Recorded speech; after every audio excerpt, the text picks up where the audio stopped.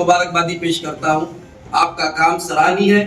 आपने जिस दक्षता के साथ, तत्परता के साथ अपने कर्तव्यों का निर्वहन किया है कि नवीपेट के अंदर जो एक विशेष समुदाय को टारगेट करके जो फलक लगाए जा रहे थे कि आर्थिक बहिष्कार किया जाए, खरीदी समाज से न किया जाए, उस पर तत्परता आपने दिखाई और गुने दाखिल किए उन नौजवानों पर। मैं समझता हूं आपने बहुत ही अच्छा काम आपने किया है और यकीनन समाज आपका ऋणी और आभारी है। सर, विशेष रूप से ये जो कुरैशी समाज है अशिक्षित है, लेकिन मैं आपसे ये कहना चाहता हूं कि ये जो समाज है अपने इतनी बुरे दौर से गुजर रहा है जिसको मैं बयान नहीं कर सकता। लेकिन मैं आपसे ये कहना चाहता हूं साहब कि आर्टिकल 14 इक्वेलिटी बिफोर लॉ, कानून की नजर में कोई बड़ा नहीं है, सभी लोग समान हैं। लेकिन क्या बात है, गौरक्षक जो कथित गौरक्षक है वो कानून को हाथ में लेकर के एक वसूली नेटवर्क चला रहे हैं।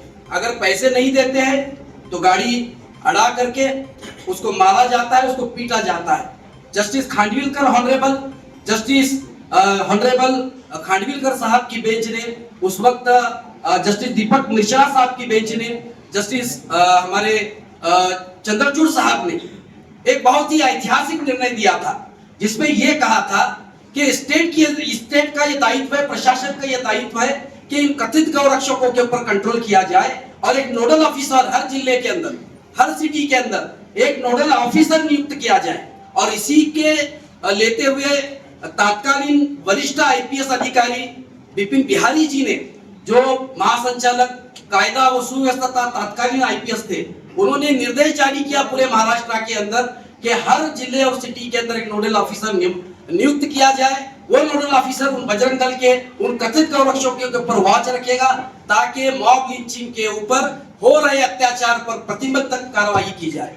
साहब, और एक विशेष रूप से मैं आपसे मांगनी करना चाहता हूं, समाज भय के वातावरण में जी रहा है, लेकिन मैं समझता हूं संविधान को बचाने का दायित्व हर एक के ऊपर है।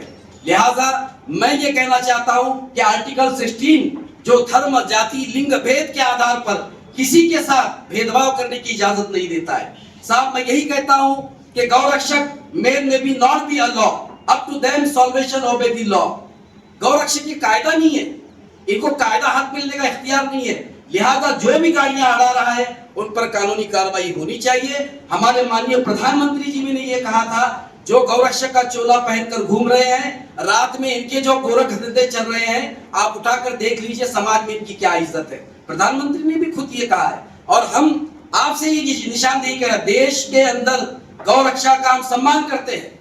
हम ये कहना चाहते हैं कि गौवंश के अंदर जो भी आते हैं उसको हाथ न लगाया जाए और समाज को मैं ये निशानदेही करना चाहता हूं कि आप कानून को हाथ में न लीजिए। अब तो मौका जैसे कानून अब स्टेट के अंदर हमारी स्टेट की सरकार ने पारित किए हैं।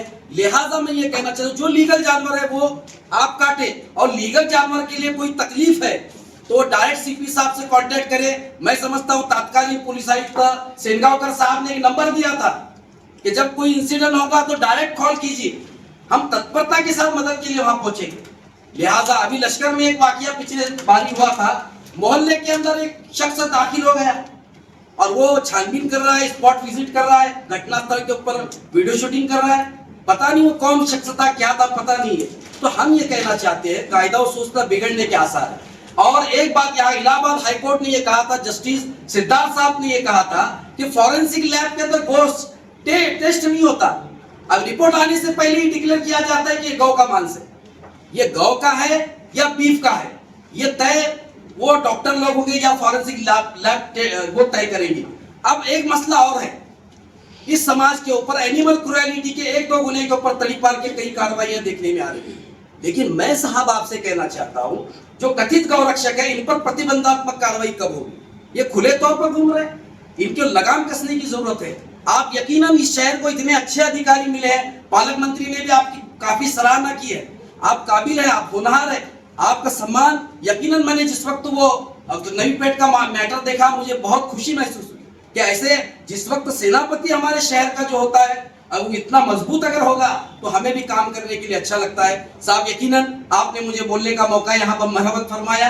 समाज के तरफ से मैंने जो प्रश्न रखे, मुझे बोलने का अवसर दिया, इसके लिए मैं आपका शुक्र अदा करता हूं। और दो ही अल्फाज के साथ इस सिद्ध रामेश्वर की भूमि में और शहंशाह शाहजहूर की भूमि में ये कहना चाहता हूं कि जात धर्म की तोड़ के सारी दीवारें एक जहती का परचम यूं लहराएंगे और ये मंदिर की अजमत को बचाएंगे मुसलमान, और मंदिर की रक्षा को मुसलमान आएंगे।